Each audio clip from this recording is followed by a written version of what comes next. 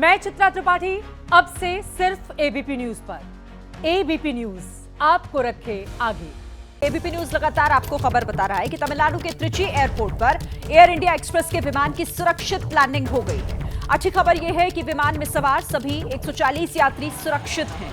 तकनीकी खराबी की वजह से विमान को करीब 2.5 घंटे हवा में ही चक्कर काटने पड़े थे। त्रिची से शारजाह जा रहे विमान की जब सुरक्षित लैंडिंग हुई तो लोगों ने तालियां बजाई। उस वक्त की तस्वीरें आपको दिखा रहे हैं। किस तरीके से अफरा तफरी का माहौल था। 2.5 घंटे तक हवा में ही रहा विमान।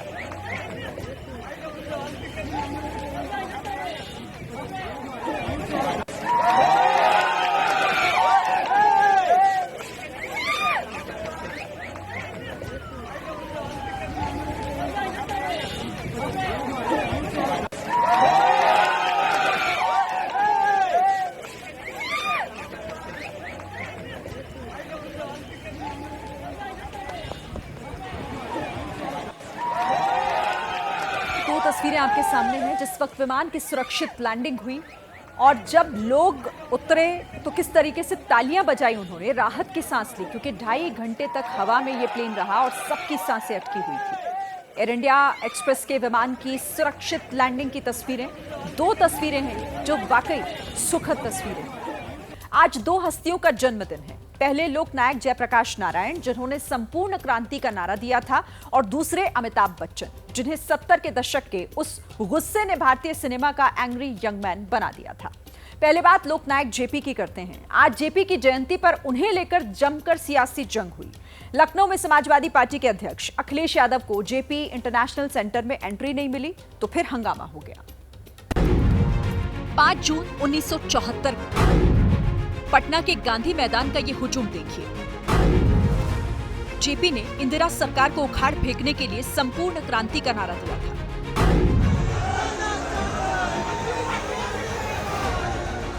और आज लखनऊ में अखिलेश यादव के बंगले के बाहर का जेपी के नाम पर जमा समाजवादी पार्टी का हुजूम देखिए।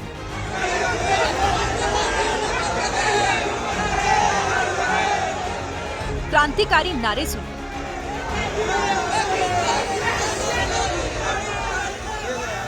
पुलिस ने जेपी जयंती पर बैरिकेडिंग करके अखिलेश को बंगले में रोक लिया।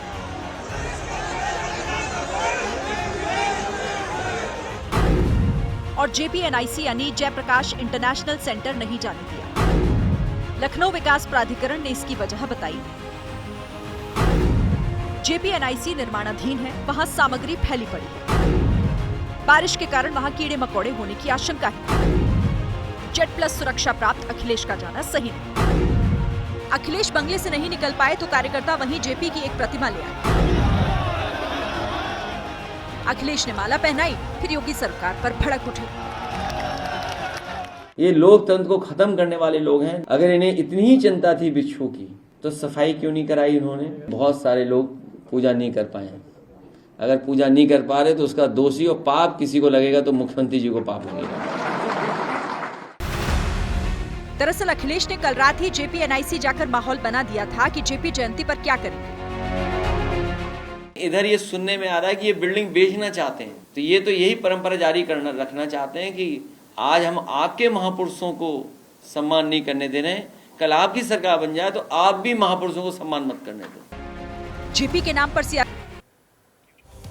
और अब आप जेपी के नाम पर सियासी लड़ाई का दूसरा पार्ट देखिए। इसकी पंच लाइन ये है कि जेपी को माला पहनाना ज्यादा इंपॉर्टेंट है या फिर उनकी बातों को, उनके विचारों को फॉलो करना। और इस वक्त कौन जेपी के रास्ते पर है?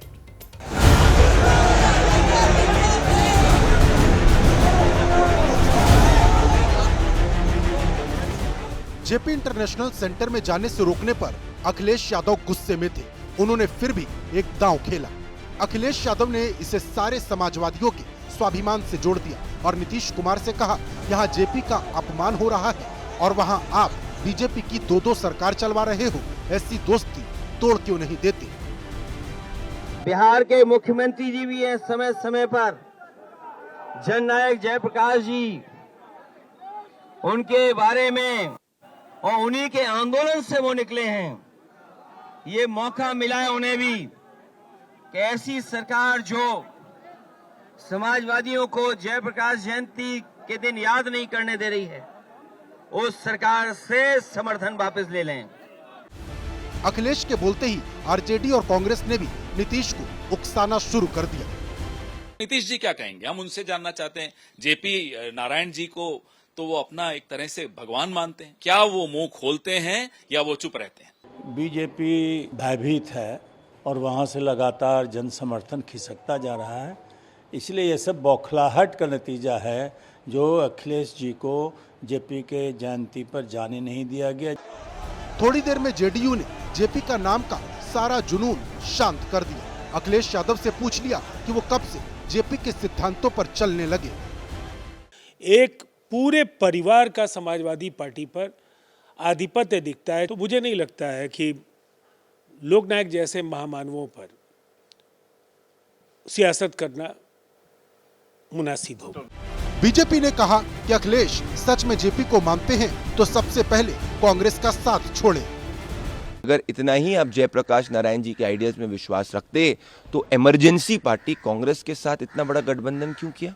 कभी भी कांग्रेस पार्टी के साथ गठबंधन कर ही नहीं सकता। अब नीतीश की प्रतिक्रिया भी देखें। पटना में उन्होंने भी जेपी को नमन किया, ना तो किसी की सलाह पर ध्यान दिया, ना कोई बयान दिया।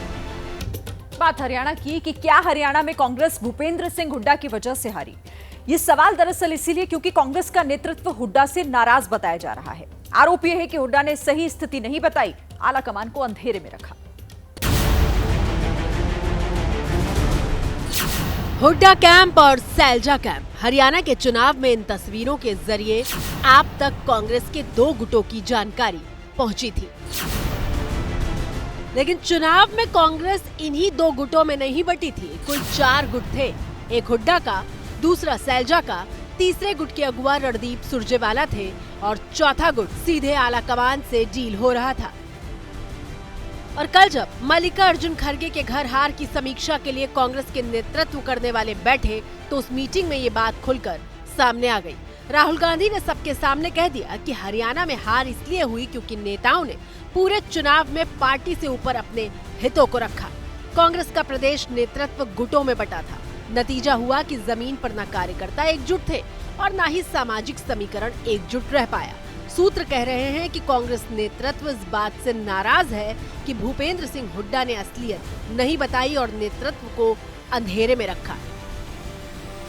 देखिए, अभी यही तो सब बातें हम लोग करते ही हैं, चाहे वो एकजुटता की बात करें, गुटबाजी थी, आत्मविश्वास ज़्यादा था और कॉन्फिडेंस से चले।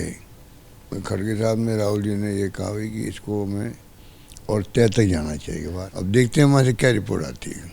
कल जब राहुल गांधी ने खड़गे के घर मीटिंग की तो उसमें हुड्डा शामिल नहीं हुए। सूत्रों की माने तो प्रदेश अध्यक्ष उदय बहान को भी नहीं बुलाया गया था। कांग्रेस के घर में हार पर तकरार है तो बीजेपी के निशाने पर सीधे सीधे राहुल गांधी हैं। हार के कारणों की तह तक पहुंचने के लिए पार्टी फैक्ट फाइंडिंग टीम बनाने वाली है, लेकिन इसमें कोई दो राय नहीं है कि हरियाणा में कांग्रेस हुड्डा के भरोसे बैठी थी। हुड्डा ही सब कुछ थे। टिकट से लेकर गठबंधन तक वो हर जगह भारी रहे और नतीजों के बाद सबसे ज्यादा सवाल उन्हीं पर उठ रहे हैं। देखिए, उमर अब्दुल्ला ने कल ही प्रधानमंत्री की बधाई के जवाब में कहा था कि वो केंद्र सरकार के साथ मिलकर काम करना चाहते हैं। और आज देखिए, फारूक अब्दुल्ला ने पाकिस्तान से बातचीत करने का राग छेड़ दिया है।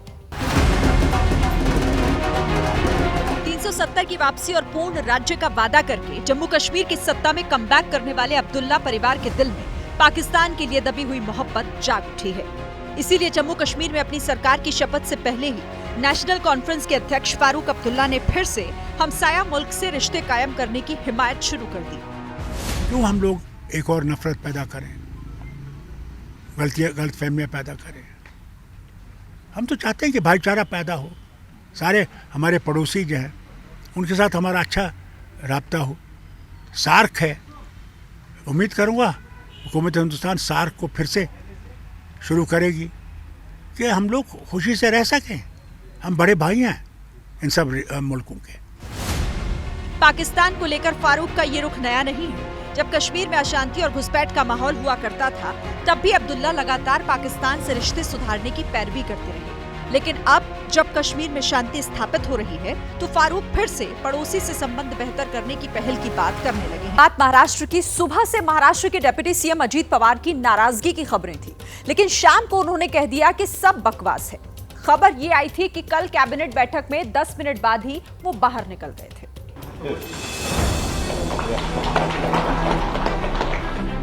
हिंदी फिल्मों के चर्चित अभिनेता सयाजी शिंदे ने अजित पवार की एनसीपी का दामन थामा है। शाम को अजित पवार की मौजूदगी में सयाजी पार्टी में शामिल हुए।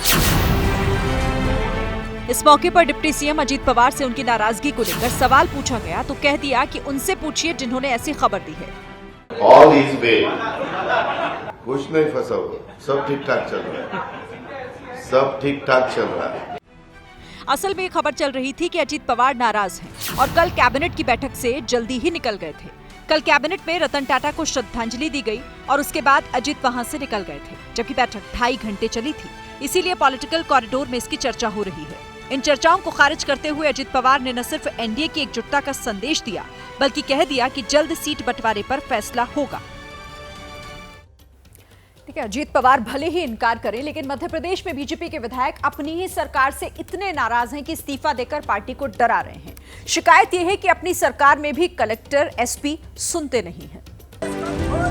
पुलिस स्टेशन के बाहर धरने पर बैठे ये बीजेपी विधायक बृज बिहारी पटेरिया हैं, जो एक डॉक्टर के खिलाफ रिश्वत मांगने को लेकर थाने में एफआईआर दर्ज कराने गए थे। लेकिन जब पुलिस ने उनकी शिकायत दर्ज नहीं की तो पुलिस स्टेशन के सामने ही धरने पर बैठ गए।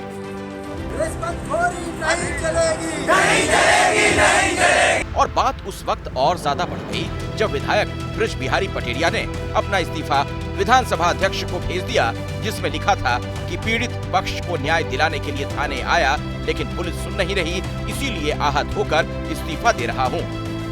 मैं निर्वाचित विधायक हूँ। यदि विधायक को खुद आना पड़े पुलिस थाने में तो पीड़ित पक्ष की रिपोर्ट लिखवाने के लिए और ना लिखी जाए, इससे शर्मनाक बात क्या हो सकती है। हालांकि इस्तीफे के बाद पुलिस एक्शन में आई। आरोपी डॉक्टर के खिलाफ शिकायत दर्ज कर ली गई, जिसके बाद विधायक ने अपना इस्तीफा वापस ले लिया। मुख्यमंत्री जी हमारे साथ में हैं, पूरा संगठन, हमारे पूरे मंडल अध्यक्ष, पूरे कार्यकर्ता जिनने हमें इस पद तक पहुंचाया है, वो सब साथ में हैं। इससे पहले 4 बार के विधायक प्रदीप लारिया ने प्रशासन से अवैध शराब, जुआ और सट्टे के खिलाफ कार्रवाई की शिकायत दी थी, लेकिन कोई कार्रवाई नहीं हुई। पुलिस के तानाशाही रवैये ने प्रदेश सरकार पर विरोधियों को निशाना साधने का मौका दे दिया है। यह बात जब विपक्ष के लोग कहते थे तो सत्तारूढ़ दल के लोग कहते थे कि विपक्ष तो इस तरीके की आदत है, जब सत्ता पक्ष के लोगों को धरने पर बैठ रहा हो और उनकी सुनवाई ना हो रही हो। यह सरकार में प्रशासनिक अधिकारी बेलगाम हो चुके हैं। राज्य में बीजेपी की सरकार है, बावजूद इसके पुलिस सत्ताधारी पार्टी के विधायक की ना सुने तो सवाल उठना तो लाजमी है। आपने स्कूली बच्चों के मिड डे मील का अनाज सड़ते और बर्बाद होते देखा है? क्या स्कूल के टॉपर बच्चों को गिफ्ट में मिलने वाली सैकड़ों स्कूटी को कबाड़ में बदलते हुए देखा है? अगर नहीं तो अब देखिए। और हाँ, राजस्थान में आपका स्वागत है।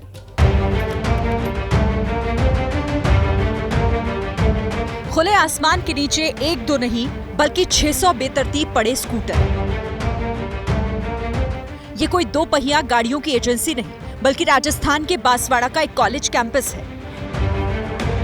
ये स्कूटर उन स्कूली छात्राओं को बांटे जाने थे जिन्होंने राजस्थान बोर्ड में 65% या सीबीएसई में 75% से ज्यादा नंबर हासिल किए थे। लेकिन सरकारी महकमों की हीला हवाली के चलते ये 600 ब्रांड न्यू स्कूटर्स 2 साल से खुले आसमान के नीचे जंग खा रहे हैं।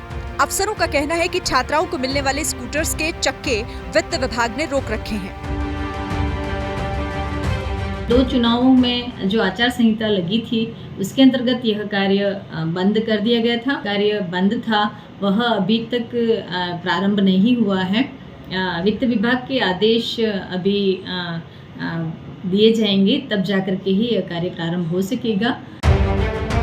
विपक्ष भजनलाल सरकार पर योजनाओं में देरी का आरोप लगा रहा है। दूसरी तरफ सरकार के मंत्री बाबूलाल खराड़ी खुद बोल रहे हैं कि सिर्फ 600 नहीं बल्कि पूरे बांसवाड़ा में ऐसे 1500 स्कूटर धूल फाक रहे हैं। वर्तमान सरकार की लापरवाही की वजह से बांसवाड़ा जिले की बालिकाओं को ये स्कूटी का लाभ नहीं मिल पा रहा है और सरकार के बजट का दुरुपयोग हो रहा है, क्योंकि वो स्कूटी पड़ी हुई है, वो स्कूटी कहीं न कहीं जंग खा रही है। इसके पीछे QR कोड जो जारी होता है वो नहीं हुआ। पिछली सरकार को ये करके उसी समय देना चाहिए था, उन्होंने नहीं दिया। इसी महीने में बहुत जल्दी इनको वितरण करके उन बच्चियों को पहुंचाएंगे जिनको आवश्यकता है। राजस्थान सरकार के मंत्री भले ही पूर्व की गहलोत सरकार पर स्कूटर ना बांटे जाने की जिम्मेदारी डाल रहे हों, लेकिन अब उनकी सरकार ने अगर स्कूटर बांटने में और देरी की तो ये बदहाल स्कूटर छात्राओं के लिए सुविधा से ज्यादा समस्या ही साबित होंगी।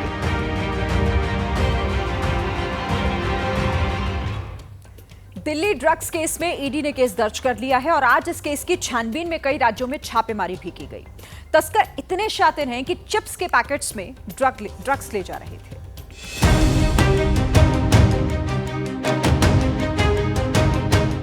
आपकी टीवी स्क्रीन पर कार्टन में भरे जो रंग बिरंगे पैकेट्स दिख रहे हैं, उनमें चटपटी नमकीन नहीं बल्कि कोकीन के नाम से मशहूर ड्रग्स है। दिल्ली पुलिस की स्पेशल सेल ने गुरुवार को रमेश नगर इलाके के एक घर में रेड की। पुलिस ने मकान के बगल में इस दरवाजे को खोला तो अंदर एक तंग गलीनुमा गोदाम में कुछ कार्टन रखे मिले।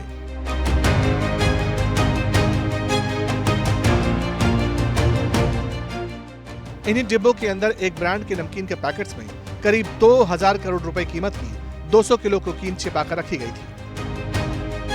जो प्लाई नजर आ रही है, उस प्लाई के साथ जो स्पेस है, ये वही उस गोडाउन में जाने का रास्ता है। एक छोटा सा ये गोडाउन है जहां से करीब 200 किलो कोकेन, जिसकी अंतर्राष्ट्रीय बाजार में कीमत 2000 करोड़ रुपए के आसपास है, वो स्पेशल सेल ने बरामद की है। पुलिस को ड्रग्स की इस खेप की जानकारी उस दौरान मिली जब 5600 करोड़ के ड्रग्स के केस में जांच चल रही थी। यूपी के हापुड़ से अखलाक नाम के शख्स को गिरफ्तार किया और उसकी निशानदेही पर एक गाड़ी को ट्रैक करते हुए यहां तक पहुंची। ड्रग्स को यहां तक लाने वाला आरोपी कल ही लंदन भाग निकला। देश की राजधानी में बीते 10 दिनों में ड्रग्स की इतनी बड़ी खेप मिलने की ये दूसरी बड़ी घटना है। 1 अक्टूबर को दिल्ली के महिपालपुर से करीब 600 किलो ड्रग्स और 10 अक्टूबर को रमेश नगर से 200 किलो ड्रग्स की बरामदगी ने बड़े सवाल खड़े कर दिए हैं कि कई देशों से होते हुए नशे का इतना बड़ा जखीरा सुरक्षा एजेंसियों और कई राज्यों की पुलिस की नाक के नीचे से गुजरते हुए देश की राजधानी तक कैसे पहुंच गया। करोड़ों का सट्टा और हवाला नेटवर्क चलाने वाला महादेव ऐप का प्रमोटर सौरभ चंद्राकर गिरफ्तार कर लिया गया है। इंटरपोल ने दुबई में उसे गिरफ्तार किया। सरकार ने इसी हफ्ते उसके भारत प्रत्यर्पण की तैयारियां शुरू कर दी हैं। काफी बदल गई। महादेव ऐप का प्रमोटर सौरभ चंद्राकर ये सारे खेल अपने पार्टनर रवि उप्पल के साथ दुबई से ही खेल रहा था।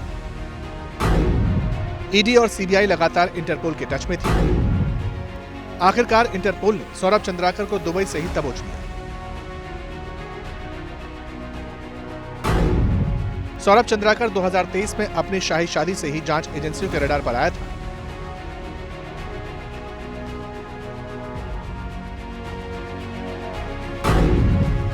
उसी के बाद उसके महादेव सट्टा ऐप और हवाला नेटवर्क का खुलासा हुआ। महादेव ऐप 2017 में सौरभ और रवि उप्पल ने बनाया था। Mahadev app online casino, poker पर पैसे लगवाता था। 2021 के आईपीएल में ऐप से 2000 करोड़ का सट्टा लगा था। महादेव ऐप से कम समय में ही 12 लाख लोग जुड़ गए थे। ऑनलाइन सट्टेबाजी में फंसे ज्यादातर लोग छत्तीसगढ़ के थे। सौरभ चंद्राकर के तार कई नेताओं और नौकरशाहों तक जुड़े दिखे थे। तत्कालीन मुख्यमंत्री भूपेश बघेल पर भी रिश्वत के इल्जाम लगे थे। उनका ओएसडी घेरे में आया था। चंद्राकर के प्रत्यर्पण के बाद ये तूफान फिर उठ सकता है। और पुणे से फिर हिट एंड रन का मामला सामने आया है। एक रईस के बेटे ने ऑडी कार से बैक टू बैक 4 लोगों को टक्कर मारी और भाग निकला। एक शख्स की मौत हो गई है। बाद में सीसीटीवी की मदद से आरोपी को पकड़ लिया गया है। MH12NE4464 सफेद रंग की इसी ऑडी से कुचलकर एक शख्स की जान चली गई। देर रात एक फूड डिलीवरी बॉय को जोरदार टक्कर दी, जिसमें इस फूड डिलीवरी बॉय का जगह पर मौत हो गई है। पुणे में फिर एक बार हिट एंड रन का ये पूरा गंभीर मामला सामने आया है। पुलिस ने कार चला रहे 34 साल के आरोपी आयुष को उसके घर से गिरफ्तार किया। हादसे के बाद आरोपी घटनास्थल से भाग निकला था। प्राइम फेसी लग रहा है वो ऑडी कार चला रहा है और अभी मेडिकल के लिए हमने भेजे, उसका भी रिपोर्ट नहीं आया है। रिपोर्ट आने के बाद उसके बारे में पता चलेगा। तो हमने सीसीटीवी फुटेजेस एग्जैक्ट स्पॉट का नहीं है, लेकिन अलग अलग जगह का चेक करके फिर हमने उनको ताबे में लिए हैं। पुणे के कोरेगांव की ये घटना है। आरोपी नशे में था और उसने पहले स्कूटी में टक्कर मारकर 3 लोगों को घायल किया। बाद में बाइक पर जा रहे रऊफ को भी कुचल डाला और भाग गया। सीधा उसको उछल के उसके ऊपर से गाड़ी भाग के निकल गया। उसमें कुछ में भी दया माया नहीं दिखाई कि बैठ के उसका जी ना क्या, अगर उसको वो तुरंत रुकता तो उसके गाड़ी में डालकर अगर उसको हॉस्पिटल में पहुंचाता तो उसकी जान बचती थी। मृतक रऊफ निजी कंपनी में डिलीवरी मैन का काम करता था, घर में अकेला कमाने वाला था। अभी यही था, इसकी भी अभी एज कम से कम ज्यादा बड़ा भी नहीं था, यंग था, अभी 21 साल का होगा। अभी मेरे भाई के साथ हुआ, कल के दिन किसी के भाई बहन के साथ नहीं होना चाहिए ये चीज, क्योंकि लास्ट टाइम में अभी देखो उसको 3-4 महीने या 5 महीने ही हुए होंगे, जो पोर्श का भी हुआ था। परिवार दोषी के खिलाफ सजा की मांग कर रहा है।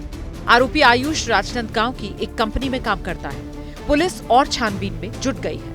और देश को नए टाटा मिल गए हैं। रतन टाटा के सौतेले भाई नोएल टाटा टाटा ट्रस्ट के चेयरमैन होंगे। आज टाटा ट्रस्ट की बैठक में यह बड़ा फैसला ले लिया गया।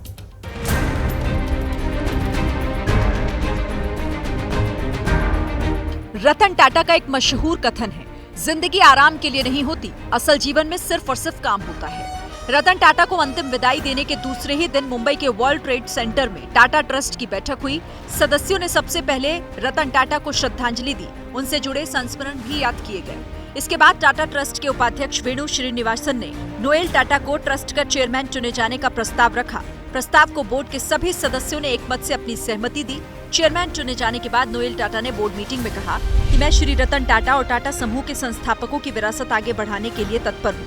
एक सदी से भी पहले स्थापित टाटा ट्रस्ट सामाजिक भलाई के लिए एक अनूठा माध्यम है।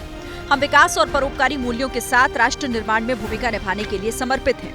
66 साल के नोएल टाटा रतन टाटा के सौतेले भाई हैं और टाटा ग्रुप से 40 साल से जुड़े हुए हैं। यूनिवर्सिटी ऑफ ससेक्स से पढ़े नोएल टाटा ने टाटा इंटरनेशनल से अपने करियर की शुरुआत की थी। 1999 में नोएल टाटा को ग्रुप की रिटेल ब्रांच ट्रेंट की कमान सौंपी गई थी। आपको बताऊं कि नोएल टाटा पहले से ही सर दोराबजी टाटा ट्रस्ट और सर रतन टाटा ट्रस्ट के ट्रस्टी हैं। ये ट्रस्ट मिलाकर टाटा सन्स में कुल 66% की महत्वपूर्ण हिस्सेदारी रखता है, जो कि डाइवर्सिफाइड टाटा ग्रुप की होल्डिंग कंपनी है।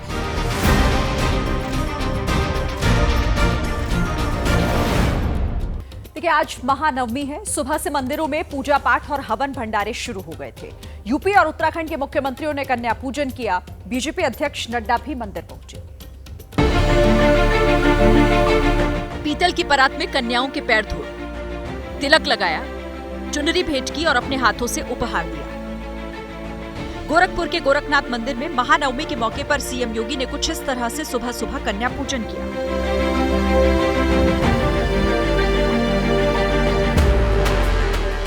एक साथ कन्याओं को बैठाकर योगी ने धूप से आरती उतारी और भोजन कराया। उधर देहरादून में उत्तराखंड के सीएम पुष्कर धामी ने अपने घर पर कन्या पूजन का आयोजन किया। पूरे विधि विधान के साथ कन्या पूजन करने के बाद खाना खिलाया।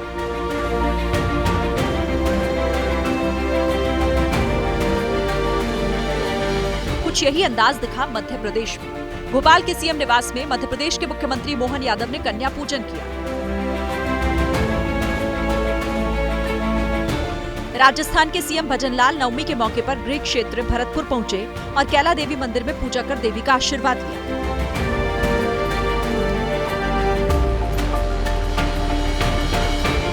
महानवमी के मौके पर स्वास्थ्य मंत्री और बीजेपी अध्यक्ष अपने गृह क्षेत्र के दौरे पर रहे और बिलासपुर में उन्होंने नैना देवी मंदिर में पूजा की।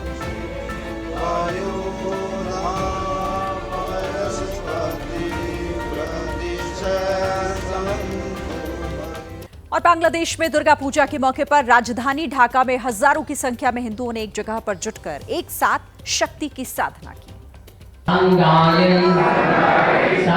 महानवमी पर कन्या पूजन और शक्ति स्वरूपा मां दुर्गा की उपासना की ये तस्वीरें पड़ोसी बांग्लादेश की राजधानी ढाका से आई हैं।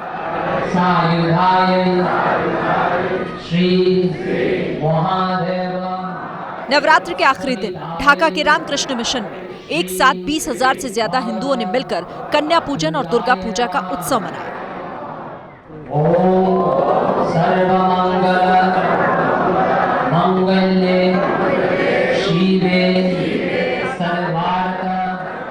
रामकृष्ण मिशन का ये मठ बांग्लादेश की राजधानी ढाका के पुराने इलाके में मौजूद है, जहां हर साल नवरात्र के मौके पर भव्य दुर्गा पूजा कार्यक्रम आयोजित किया जाता है। हालांकि हर साल मिशन के इस कार्यक्रम में बड़ी संख्या में श्रद्धालु शामिल होते हैं, लेकिन इस बार दुर्गा पूजा में कट्टरपंथियों की खलल के चलते पूजा पांडालों की बजाय लोग रामकृष्ण मिशन में ही देवी दुर्गा पूजा मना रहे हैं। लेकिन बांग्लादेश में देवी भक्तों का दिल दुखाने वाली एक घटना भी हुई। ढाका के जेशोरेश्वरी शक्तिपीठ मंदिर से मां काली का मुकुट चोरी हो गया है। 3.5 साल पुरानी ये तस्वीरें उस वक्त की हैं जब बांग्लादेश दौरे पर प्रधानमंत्री नरेंद्र मोदी जेशोरेश्वरी शक्तिपीठ गए और मां काली का ये मुकुट समर्पित किया था। माता काली के मस्तक पर विराजमान वही मुकुट अब बांग्लादेश के जेशोरेश्वरी शक्तिपीठ मंदिर से चोरी हो गया है। ढाका से आई इस तस्वीर में साफ साफ दिख रहा है कि चोर कैसे दबे पांव मंदिर में दाखिल हुआ। काली मां के सिर से मुकुट निकाला, उसे कपड़े में छिपाया और चलता बना। बांग्लादेश में शेख हसीना को सत्ता से हटाए जाने के बाद कट्टरपंथी लगातार हिंदुओं और उनके धार्मिक स्थलों को निशाना बना रहे हैं। लेकिन बांग्लादेश की मोहम्मद यूनुस सरकार अब प्राचीन शक्तिपीठ में पड़ोसी देश से मिले तोहफे को भी सहेजने में भी नाकाम साबित हो रही है। मंदिर से माता के सिर पर पहनाए गए मुकुट चोरी की इस घटना पर ढाका में भारतीय उच्चायोग ने बांग्लादेश की सरकार से ये कहते हुए कड़ी आपत्ति दर्ज करवाई है कि हमने 2021 में अपनी यात्रा के दौरान पीएम मोदी द्वारा जेशोरेश्वरी काली मंदिर को उपहार में दिए गए मुकुट चोरी की खबरें देखी हैं। हम गहरी चिंता व्यक्त करते हैं और बांग्लादेश सरकार से चोरी की जांच करने, मुकुट बरामद करने और अपराधियों के खिलाफ कार्रवाई करने का आग्रह करते हैं। बांग्लादेश का जेशोरेश्वरी काली मंदिर उन 51 शक्तिपीठों में से एक है जिनकी हिंदू धर्म में विशेष मान्यता है और काली मां में बांग्ला हिंदू समुदाय की गहरी आस्था है। हैदराबाद के पूजा पंडाल में तोड़फोड़ करने वालों की अभी तक पहचान नहीं हो पाई है। ये तोड़फोड़ गुरुवार की रात को हुई थी। तोड़फोड़ के बाद तनाव का माहौल पैदा हो गया था।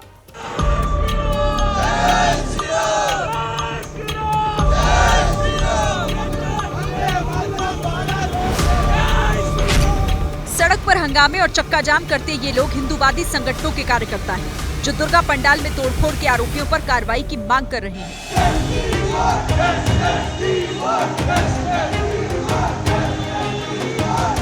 तस्वीरें हैदराबाद से सामने आई, जहां एक दुर्गा पंडाल में तोड़फोड़ की घटना के बाद गुस्सा भड़का तो लोगों ने सड़क पर उतरकर विरोध प्रदर्शन शुरू कर दिया।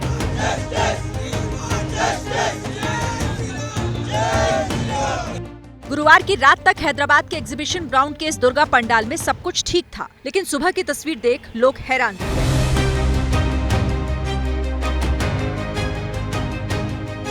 नवरात्रि की सुबह हैदराबाद के इस एग्जीबिशन ग्राउंड में हड़कंप मच गया जब श्रद्धालुओं ने देखा कि यहाँ पर माता की मूर्ति के पास कुछ अव्यवस्था है, कुछ पूजा सामग्री के साथ छेड़छाड़ की गई है और मूर्ति के कुछ हिस्सों में क्रैक्स और टूट-फूट भी हुई है।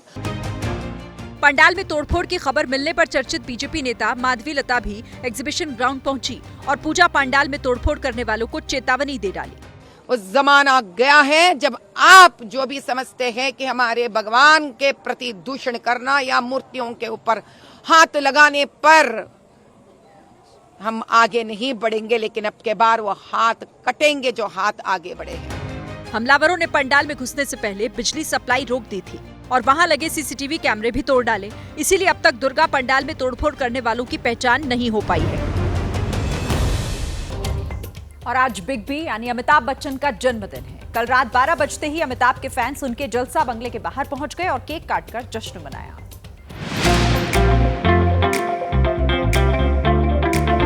रात के 12 बजे ही प्रशंसकों का हुजूम जलसा के बाहर पहुंच गया था। बिग बी की तस्वीरों वाले केक को काटकर जन्मदिन का जश्न मनाया गया।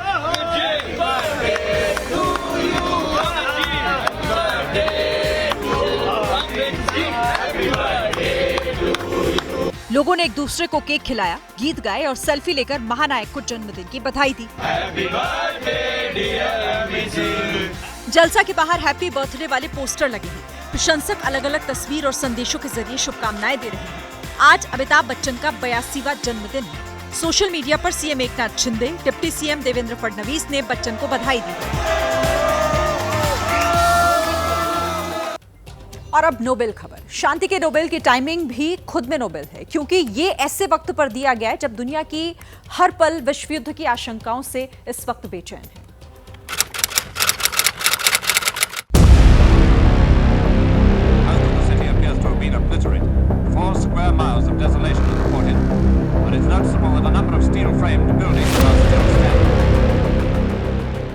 अगस्त 1945 सदी का सबसे बुरा दिन, जब अमेरिका ने जापान के हिरोशिमा पर पहला परमाणु बम गिराया था।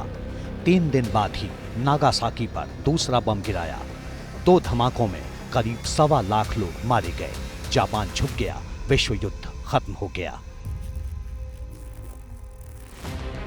लेकिन मरने वालों से बड़ी तादाद उनकी थी जिन्हें एटमी रेडिएशन हमेशा के लिए दर्द दे गया। परमाणु हमले में जिंदा बचे इन्हीं लोगों का संगठन है निहोन हिंदांक्यो, जिसे परमाणु हथियारों के खिलाफ मुहिम के लिए 2024 का शांति का नोबेल पुरस्कार दिया गया है। The Peace Prize for 2024 to the Japanese organization Nihon Hidankyo.